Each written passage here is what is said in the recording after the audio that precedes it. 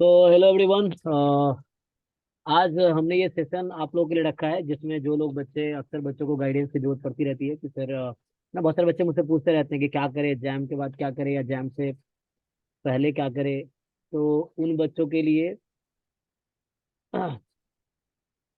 हमने ये सेशन रखा है। तो मैं पहले थोड़ा बता देता हूँ अंकिता के बारे में। तो ये अंकिता दरगर एक्चुअली मेरी क्लासमेट थी आईआईटी बॉम्बे में। हम लोग क्लासमेट थे एमएस स्टैटिस्टिक्स 2019 से 2021 में। और ये बहुत अच्छी स्टूडेंट थी हमारे क्लास की, है ना। वन ऑफ द टॉपर थी ये। और मैंने बहुत कुछ सीखा है इससे, मतलब है ना। एक जैसे मैं दिल्ली यूनिवर्सिटी से गया था या इससे पहले मैं आईआईटी दिल्ली से गया था, फिर भी एक राजस्थान के, है ना, छोटे जगह से आके काफी अच्छा इसने किया। और फिर अभी अंकिता क्या है कि इसने इंटर्नशिप किया था एक्सटेंचर में। तो एक्सटेंचर में इसको इंटर्नशिप मिली थी, इसने किया भी था। उसके बाद she decided that okay, so she decided that she will not go for placement and she choose PhD। तो एक्चुअली ज्यादातर बच्चे हमारे यहाँ हिंदी वाले हैं, मतलब ठीक है, मुझे कोई प्रॉब्लम नहीं इंग्लिश में भी। तो सी चूज पीएचडी। तो मुझे लगता है एक बार अंकिता खुद ही बता देगी, सही रहेगा। तो एक बार मैं चाहता हूँ अंकिता एक बार शुरू से लेके, जैसे कहाँ से हो स्टार्टिंग से लेके अभी तक का एक बार जर्नी तुम अपने हिसाब से बता दो ताकि बच्चे जान जाएंगे बैकग्राउंड। एक बार शॉर्ट में बताती हूँ। तो बेसिकली मैंने ट्वेल्थ के बाद में एक साल ड्रॉप लिया था आईएसआई बी मैथ की प्रिपरेशन के लिए, बट अनफॉर्चुनेटली वहाँ हुआ नहीं। एंड देन उदयपुर की एक प्राइवेट यूनिवर्सिटी है, वहां से मैंने अपना ग्रेजुएशन किया बीएससी पास कोर्स। जो लोग I think UP MP Rajasthan से होंगे उन्हें पता होगा बीएससी पास कोर्स क्या होता है।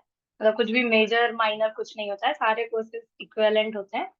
तो यूजुअली वैसे पीसीएम में होता है फिजिक्स केमिस्ट्री मैथ, बट मैंने एक स्पेशलाइज, मुझे फिजिक्स केमिस्ट्री नहीं पढ़ने थे, तो मैंने स्टैट्स मैथ्स और कंप्यूटर साइंस चूज किया था और उसमें मैंने बीएससी की। फिर जैम देके मैं आईआईटी बॉम्बे आई। मतलब हो गया समहाउ लकीली जैम में क्लियर हो गया, एंड देन आईआईटी बॉम्बे। और फिर जो है मेन जर्नी आईआईटी बॉम्बे से ही शुरू हुई कि उसके बाद में डिसाइड करना पड़ा कि क्या करना है आगे। तो इन दैट केस पहले इंटर्नशिप की, पहले प्लानिंग थी कि प्लेसमेंट के लिए ही जाना है, बट देन इंटर्नशिप की और फिर लगा कि नहीं पीएचडी के लिए जाना है। फिर पीएचडी में आए एंड देन अभी चल रही है कंटिन्यू पीएचडी। मोरलेस यही। ओके, तो चलो एक बार बता, जैसे तुम रहने वाले कहाँ के हो एक बार। राजस्थान। राजस्थान में कहाँ से? क्योंकि बच्चे हाँ, भीलवाड़ा। भिलवाड़ा। हाँ। तो ओके, तो पहला क्वेश्चन तो ये है मेरा कि अच्छा तुम्हारे पास बीएससी में स्टैटिस्टिक्स मैथमेटिक्स और कंप्यूटर साइंस था। तुमने जैम हम्म। सिर्फ स्टैट्स में दिया था या बाकी सब्जेक्ट में भी? सिर्फ साइंस में ही दिया था, वो भी थोड़ी बहुत प्रिपरेशन के साथ, क्योंकि राजस्थान में कोचिंग्स भी नहीं थी उस टाइम पे, और उदयपुर में तो कुछ भी नहीं है, आई थिंक अभी भी नहीं है। तो अच्छा, तो जैम सिर्फ मैथमेटिक्स में, मतलब मैथमेटिक्स में इंटरेस्ट नहीं था, स्टैटिस्टिक्स में ज्यादा इंटरेस्ट था।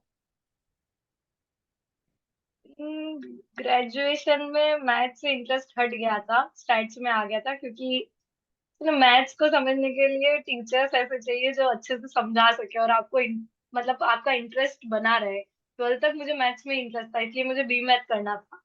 बट देन ग्रेजुएशन में धीरे धीरे मैथ्स का इंटरेस्ट चला गया, एंड देन स्टैटिस्टिक्स में और कंप्यूटर साइंस में इंटरेस्ट डेवलप हुआ, क्योंकि उसके टीचर्स काफी अच्छे थे हमारे यहाँ। तो जैम स्टैटिस्टिक्स का तुम्हें कैसे पता चला फिर, मतलब वहाँ अवेयरनेस है जैम स्टैटिस्टिक्स को लेके, एमएस को लेके, तुम्हारे कॉलेज में जहाँ पे तुम थे? मुझे भी याद नहीं कि मुझे कैसे पता तुम्हें कैसे चला। पता, तुम्हें कैसे नहीं, पता चला अवेयरनेस तो नहीं थी, है ना? क्योंकि हाँ। पता नहीं, याद नहीं। शायद आई थिंक सर्च किया होगा कि मास्टर्स करनी है, तो उसमें गूगल पे कहीं ना कहीं आया होगा, तो वहां से पता। हाँ, मतलब क्या मुझे क्या बहुत करते? टुवर्ड्स दी एंड ही पता चला था, आई थिंक सितंबर में फॉर्म ओपन होते हैं, और अराउंड दैट टाइम ही मुझे पता चला था कि रैम होता है। और फिर मैंने फॉर्म भर के और छोड़ दिया था कि ठीक है करेंगे, दे देंगे एग्जाम। मतलब ऐसा भी नहीं था कि उसी के लिए डिवोटेड थी कि नहीं यही करना है, तो पहले से नहीं पता था सब कुछ। तो तुम आईएसआई में बी मैथ के लिए ट्राई कर रहे थे? बी हाँ। स्टैट, तो बी स्टैट तो वहाँ अलग होता है, बी मैथ अलग होता है, सेम, अच्छा सेम एग्जाम? तो उस टाइम पे तो स्टैटिस्टिक्स पता नहीं था कि क्या होता है क्या नहीं होता, और मैथ्स पसंद थी ट्वेल्थ के बाद में, तो वो मुझे किसी ने बताया था। कोई भैया थे, उन्होंने बताया था कि आईएसआई करके है, वहां पे सब कुछ मैथ्स ही पढ़ते हैं, मतलब और कोई सब्जेक्ट नहीं है, मैथ्स ही है। मैं वाज लाइक कि मैथ्स तो मुझे पसंद है, बाकी और मुझे कुछ चाहिए नहीं। तो मैं चली जाती हूँ वहाँ, तो उसके लिए प्रिपरेशन की थी। ओके, लेकिन फिर भी एक प्राइवेट यूनिवर्सिटी से बीएससी करके आईआईटी बॉम्बे तक जाना बड़ी बात है, मतलब है ना? वही है। तो लक भी मैटर करता है उसे, और दोनों ही है, मतलब प्रिपरेशन भी करनी पड़ती है, लक भी है ही। अलग थोड़ा बहुत है, मेहनत मेहनती बच्चा कहीं से भी कर सकता है, हम्म। कर सकती है, वो है। अच्छा, तो अब थोड़े आते हैं बॉम्बे के जर्नी के बारे में। तो बॉम्बे वाला जर्नी कैसा रहा तुम्हारा 2 साल का?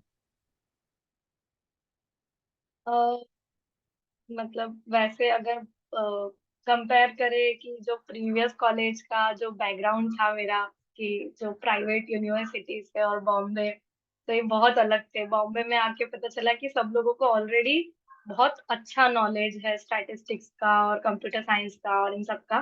बट देन क्योंकि छोटी यूनिवर्सिटी से है तो नॉलेज नहीं है, बट ऐसा नहीं है कि आप मतलब पढ़ाई करके उनके लेवल तक नहीं पहुंच सकते ड्यूरिंग दोज 2 इयर्स। तो हार्ड वर्क अगर किया तो उस टाइम पे ही मतलब बैलेंस आउट हो जाएगा। 2-3 महीने लगेंगे उनके साथ बैलेंस करने में, बट हो जाएगा आराम से। तो यही हुआ था कि लाइक स्टार्टिंग थोड़ा सा यू कैन से कि ऊपर नीचे चली, बट देन थोड़ा सा फर्स्ट सेमेस्टर के एंड तक आते आते सब बैलेंस हो गया। एंड हार्ड वर्क कहो या लक कहो या जो भी कहो, बट सेकंड सेमेस्टर में मेरी आई थिंक सेकंड रैंक थी फर्स्ट ईयर के एंड में। एंड तब तक फिर कोविड आ गया। तो कोविड के अंदर तो किसी ने भी कुछ पढ़ाई नहीं की, ना मैंने की ना किसी और ने की। तो वो कांस्टेंट बना रहा वो रैंक। और इन बिटवीन जो, क्योंकि अब उस टाइम पे थोड़ा ये था कि प्लेसमेंट्स के लिए जाना है, तो इंटर्नशिप के लिए बैठी मैं इंटरव्यूज वगैरह में। एंड काफी बायस्ड होते हैं इंटरव्यूज, आई वुड से कि सब डिपेंड करता है कि आपका इंटरव्यूअर कौन आ रहा है, वो आपसे क्या एक्सपेक्ट करता है और आपको क्या आता है। तो मेरे केस में इंटरव्यूअर को कंप्यूटर साइंस और एकदम बेसिक प्रोबेबिलिटी वगैरह जाननी थी, तो वो मुझे आती थी। और डीएसए देख लो, तो डीएसए भी मुझे, डेटा स्ट्रक्चर एंड एल्गोरिदम, वो भी अच्छा था। तो उसकी वजह से हो गया इंटर्नशिप में एक्सेंचर में। और इंटर्नशिप एक्सपीरियंस अच्छा नहीं था मेरा। लाइक मुझे काम भी उतना पसंद नहीं आया और कॉर्पोरेट का माहौल भी मुझे उतना पसंद नहीं आया। तो इसलिए उसके बाद में आई डिसाइडेड कि नहीं, मैं प्लेसमेंट्स के लिए तो नहीं जा रही। देन ऑल्सो आईआईटी बॉम्बे का प्लेसमेंट है तो छोड़ कैसे सकते हैं, मतलब वन टाइम अपॉर्चुनिटी है। तो उस टाइम पे फिर यहाँ पे एक ऑप्शन होता है डेफडल का, कि आप 1 साल के लिए ऐसे ऑप्ट आउट कर सकते हो। अगर आपको 1 साल में कुछ पीएचडी वगैरह के लिए नहीं मिला तो नेक्स्ट ईयर आप अपने जूनियर्स के साथ में प्लेसमेंट्स के लिए बैठोगे। तो मैंने उसके लिए अप्लाई किया। और साथ में इधर पीएचडी के लिए भी, क्योंकि नेट गेट का प्रिपरेशन था नहीं, कोविड का टाइम था, कुछ हो नहीं सकता था ज्यादा। तो यहाँ पे ही एमएससी से एमएससी पीएचडी ड्यूअल डिग्री में कन्वर्जन का ऑप्शन होता है, तो उसमें सीधा इंटरव्यू देना होता है, नेट गेट कुछ भी नहीं चाहिए। तो वो मैंने अप्लाई किया और उसमें हो गया मेरा। तो उसमें हो गया तो मेरा एमएससी पीएचडी ड्यूअल डिग्री में कन्वर्ट हो गया।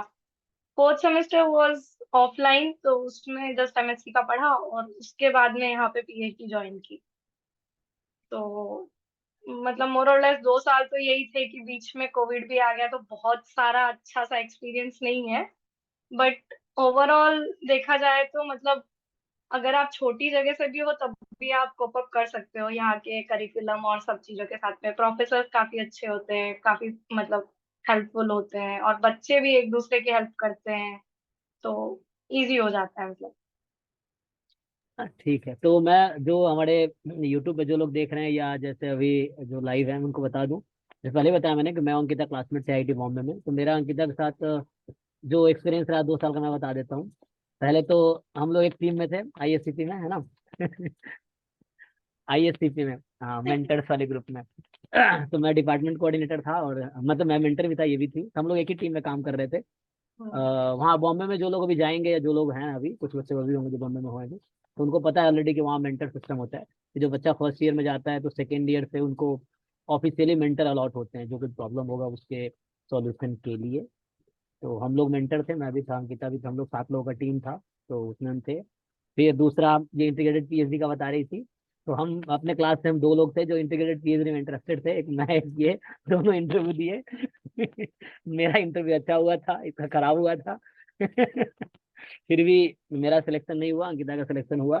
तो कुछ बच्चे क्या होते हैं, जैसे हम जैसे बच्चे हैं, होता है ना, एक जो लड़के होते हैं 33% आ जाए वाहवाही मनाते हैं, और लड़कियों का 90% आए तो भी वो सोच में रहती है कि 99 क्यों नहीं आए, वो वाला हाल था एक्चुअली। तो मुझे लगा मेरा इंटरव्यू मुझे लगा इंटरव्यू अच्छा हुआ मेरा। ऐसा भी नहीं।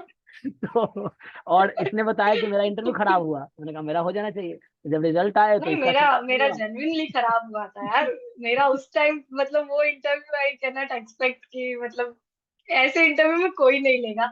बट बिकॉज कि वो लोग बैकग्राउंड जानते थे, बैकग्राउंड इन द सेंस कि ऑलरेडी 1.5 साल में उन लोगों से पढ़ी हुई थी, और जो एकेडमिक मैंने मेंटेन किए हुए थे वो उनको पता था, तो वो कहीं ना कहीं एक रीजन था ले लेने का कि इंटरव्यू चाहे कितना भी खराब हो। लाइक मैं एक एग्जांपल दे सकती हूँ, इंटरव्यू में मैंने कंसिस्टेंसी की डेफिनेशन भी गलत बोली थी, कंसिस्टेंट एस्टिमेटर की। तो एक्चुअली बहुत गंदा गया था इंटरव्यू, लेकिन मैं प्रिपेयर नहीं थी। और बट ठीक है, उनको अब एकेडमिक बैकग्राउंड पता था, तो वो कहीं ना कहीं हाँ, अफेक्ट करता है। ये तो है, क्योंकि मैं वहाँ एवरेज स्टूडेंट था आईआईटी बॉम्बे में, क्योंकि तभी मैं ट्यूशन पढ़ाता था, शाम को 4-5 घंटे में तभी पढ़ाता था। तो एकेडमिक मेरा ऐसे में एवरेज स्टूडेंट रहा हूँ आईआईटी बॉम्बे में भी। हाँ, गीता बताइए सेकंड टॉपर रही है क्लास की। तो ये भी एक रीजन था, आई थिंक प्रोफेसर जो इंटरव्यू ले रहे हैं हमारे टीचर्स ही हैं, तो उनको पता है क्लास में कौन कैसा परफॉर्म कर रहा है, तो उसके हिसाब से उन्होंने वो दिया। लेकिन ठीक है, नहीं हुआ अच्छा ही हुआ, मैं आईआईटी आया। ये है। ओके। तो कुछ एक तो और ये, एक्सपोजर मिला। हाँ, कुछ और एक्सपोजर मिला लाइफ में थोड़े, और कुछ नया सीखने को मिला।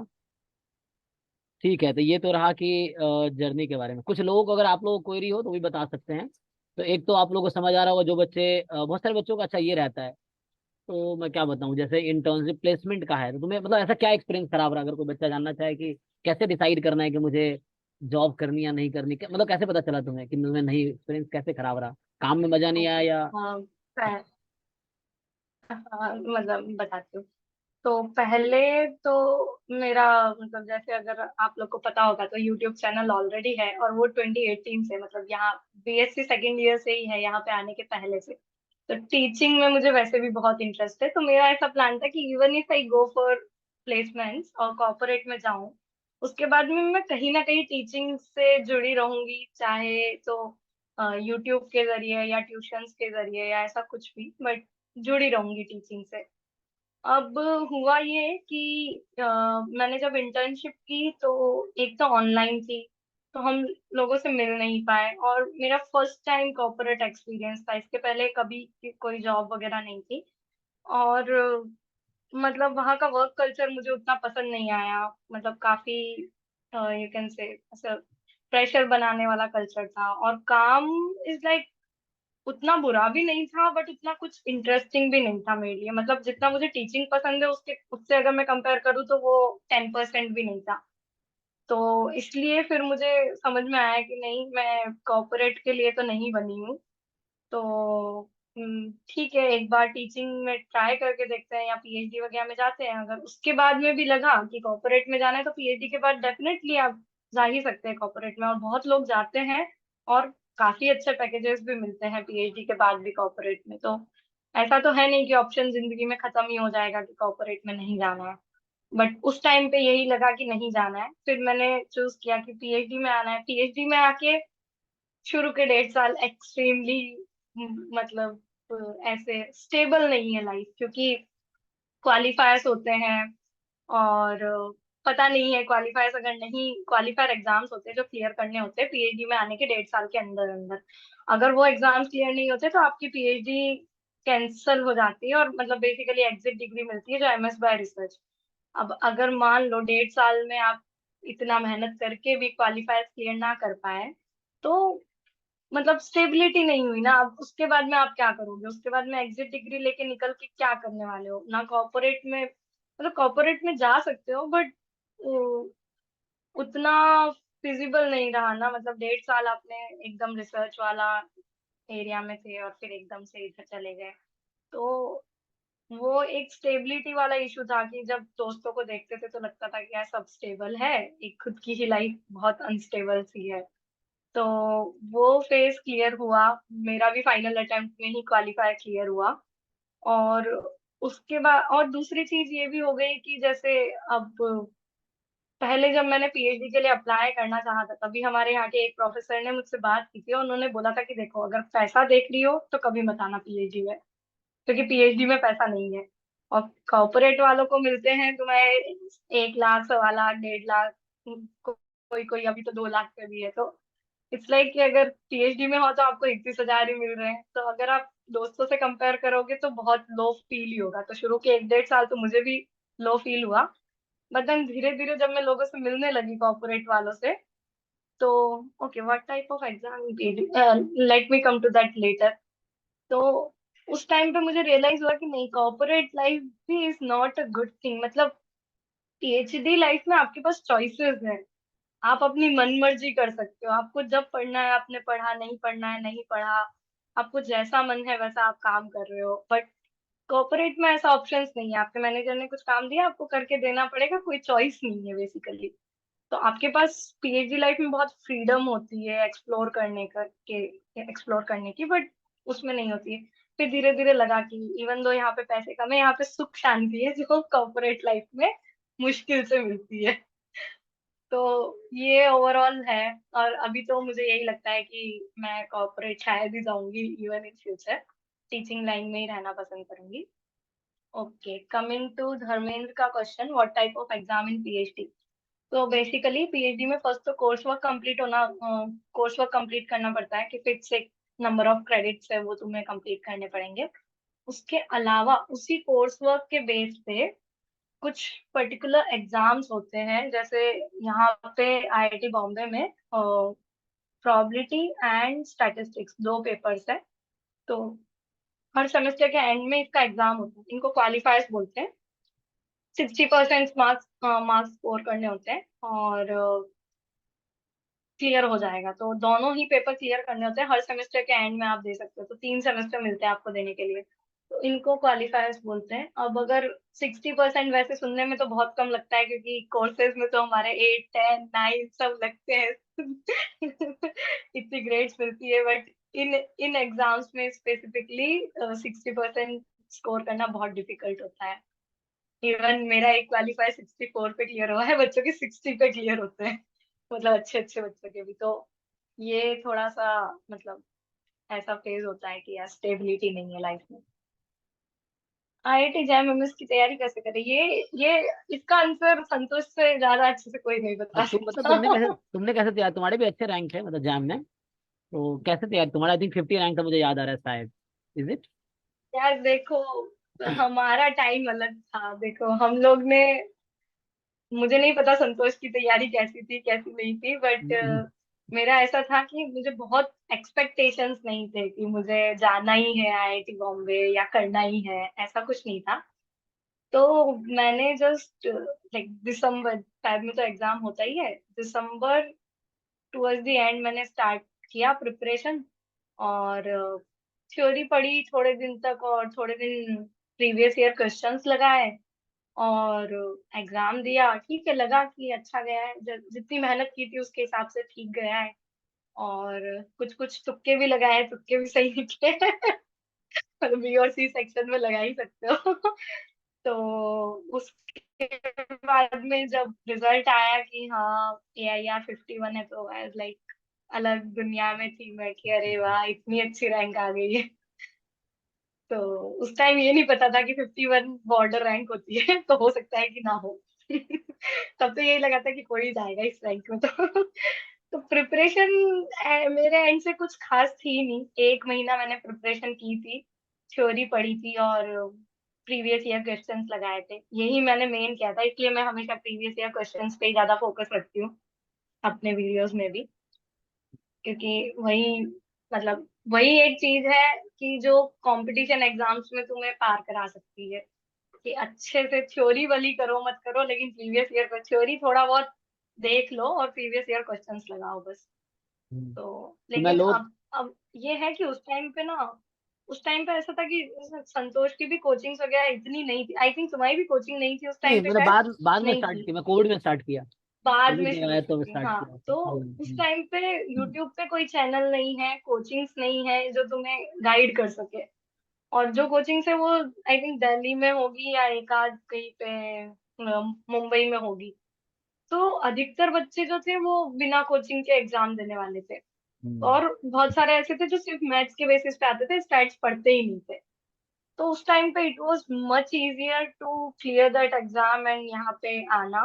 बट अभी ऐसा है कि अभी बहुत सारे प्लेटफॉर्म्स है, बहुत अन अकेडमी पे आ गया हमने है, अभी हमने यूट्यूब मार्केट बहुत चैनल्स वो भी कर है। दिया है एक्चुअली, ऑनलाइन बना के। हाँ। तो अभी बहुत बच्चे हैं, मतलब लिखते तो अभी भी उतने ही नंबर ऑफ बच्चे, बट उनका लेवल अभी बढ़ गया है। अभी हम हमारे टाइम पे सारे बच्चे ऐसे ही होते थे कि ज्यादा कुछ अच्छे से नहीं आता था, बस एग्जाम लिखना होता था। स्टैट्स का स्पेशली मैथ्स वाले तो अच्छा करते थे, मैथ्स की तो कोचिंग शुरू से ही है। हम्म। तो इसलिए मतलब प्रिपरेशन एंड से मैं उतना नहीं बता पाऊंगी जितना तुम शायद मैं एक्सपेक्ट बताता करो। हूँ, जैसे एक तो अंकिता का पहले यूट्यूब चैनल मैं लोगों को बता दूं, क्या चैनल का नाम है, मैथमेटिक्स पॉइंट ऑफ व्यू। तुम्हारे चैनल का नाम क्या है? हाँ, तो लोग जाके देख सकते हैं, क्योंकि मैथमेटिक्स पॉइंट ऑफ व्यू। क्योंकि अंकिता के बाद ही मैंने अपना चैनल स्टार्ट किया है। मैं इसके चैनल जब बॉम्बे गया, देखा ये सेलिब्रेट कर रही है, तो मैंने उसके बाद अपना चैनल स्टार्ट किया एक्चुअली। तो तुम जाओ तो लिंक भी डिस्क्रिप्शन में डाल सकते हो, तो इसमें बच्चे जाके देख हाँ, सकते हैं, मैं वही सब्सक्राइब डाल। करो। तो इनका चैनल है, वो जैम जैम एमएस से रिलेटेड कंटेंट डालती है। फ्री में कोर्स मिलेगा तुम्हें पूरा, प्रीवियस ईयर पेपर सॉल्यूशन भी अपलोड करती है, तो आप वो भी देख सकते हो वहां जाके, ठीक है। और ये लिंक अभी डाल देगी, या तुम mathematics point of view channel है, क्योंकि हमारे बच्चे भी काफी इसके फैन रहे हैं जो पहले, क्योंकि मैं तो बाद में चैनल स्टार्ट किया ना उसके बाद। तो बच्चे बताते थे कि आपकी क्लासमेट है, उसके वीडियोस देखता हूँ। मैंने कहा अच्छा, बहुत अच्छा, तो ऐसे हैं। तो वो देख सकते हो। दूसरी बात, जैसे पहले बोल रहे थे कि मैथ पे आ जाते थे बच्चे, क्योंकि मैथ पहले 40% आते थे और 30% आते हैं। पहले 40-60 का रेशियो था, अब 30-70 का रेशियो है एक्चुअली। तो अब थोड़ा सा स्टैट से वर्क करना ही पड़ेगा बच्चों को, ये है। और अभी चूंकि बहुत सारी कोविड में बहुत सारी ऑनलाइन कोचिंग हो गई है, हमारी भी और बहुत लोगों की, तो इसलिए कंपटीशन बढ़ गया है एक्चुअली। संतोष सर ने इतना मटेरियल देकर कंपटीशन हाई कर दिया। बिल्कुल। हमने ऑनलाइन तो हाई मार्केट कर दिया हमने है। ही शुरू किया, उससे पहले कोई ऑनलाइन कोचिंग शायद ही दिखता था बहुत ज्यादा। हमने बहुत मार्केट बनाए हैं। तो ओके, क्वेश्चंस देख लेते हैं कुछ बाकी।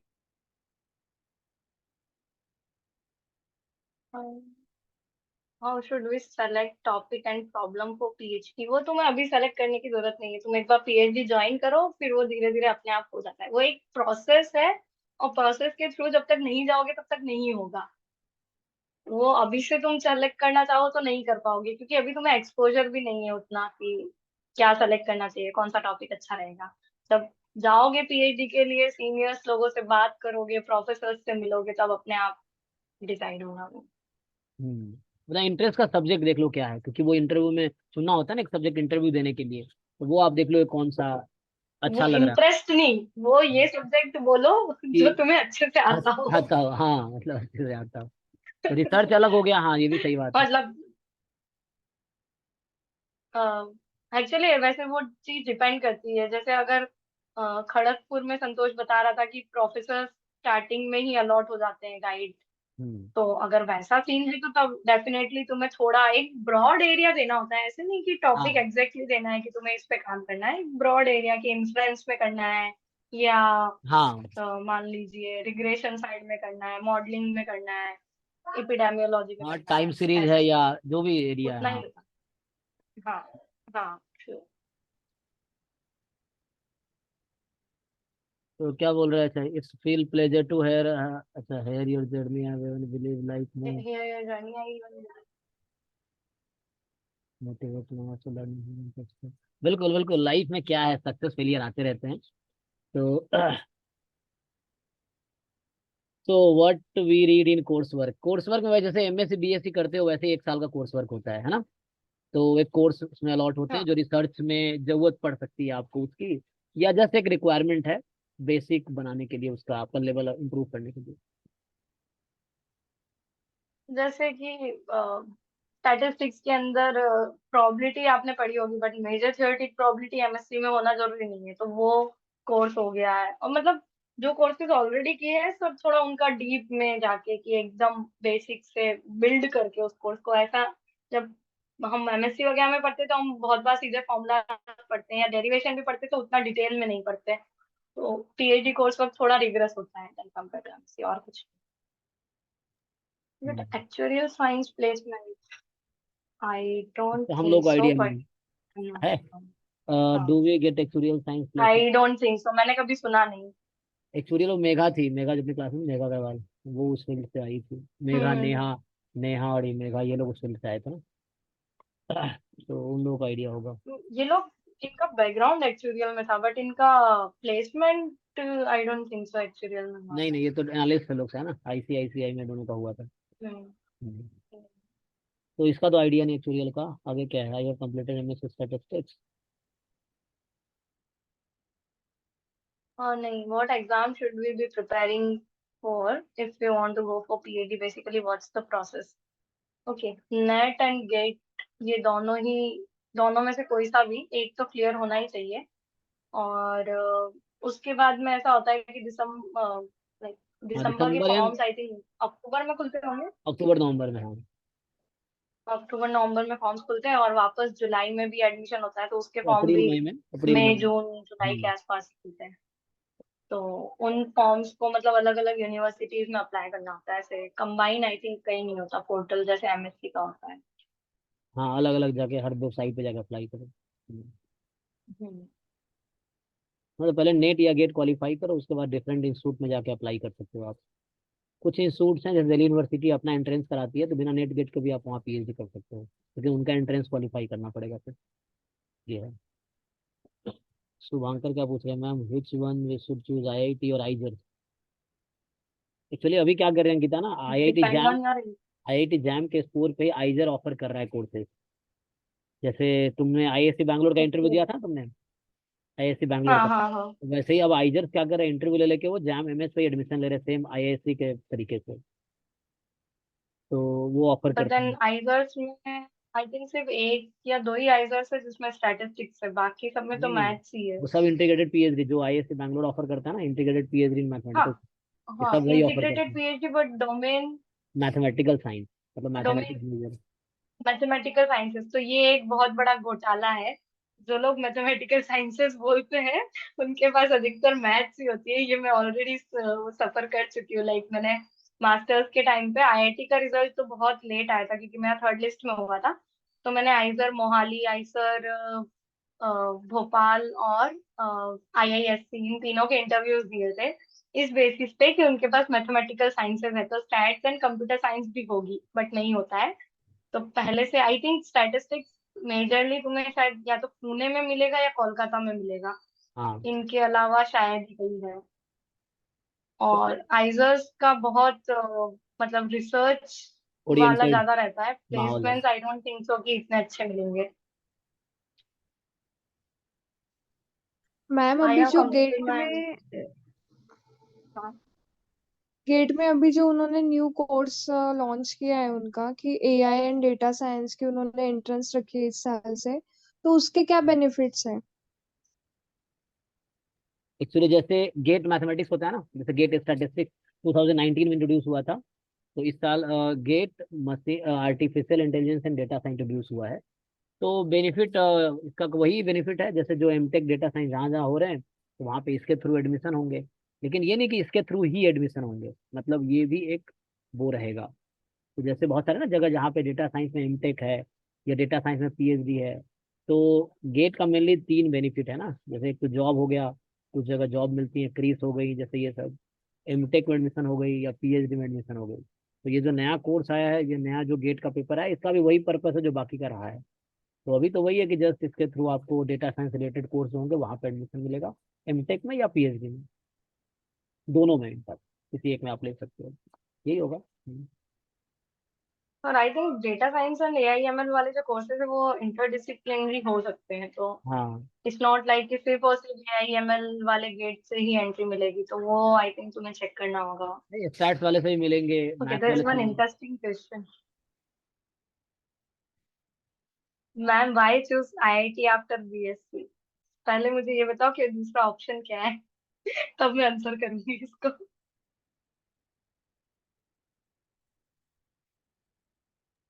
हाँ मतलब आईआईटी अगर के जो एमआईटी सॉफ्टवेयर, जाने का प्लान कर रहे हो या हार्वर्ड या आउट ऑफ इंडिया किसी अच्छी यूनिवर्सिटी में, देन इट्स गुड।